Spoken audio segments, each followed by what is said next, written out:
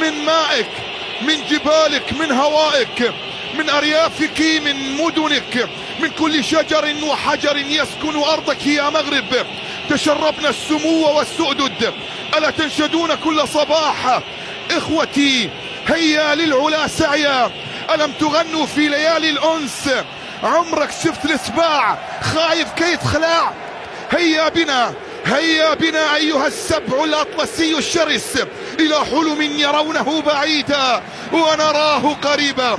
أراه وأنا أقف على جبال الأطلس برايتي الحمراء، أقف فأرى الشك في لشبونة وأرى اليقين في الرباط وفي كازا.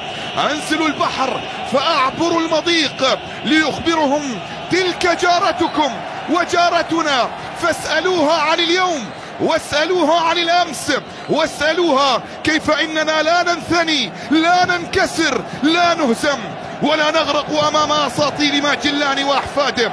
إن عدتم عدنا وإن جئتم أغلقنا جبل طارق وأطلقنا الأسد الأطلسي بكل ما فيه من نهم وحلم وعروبة.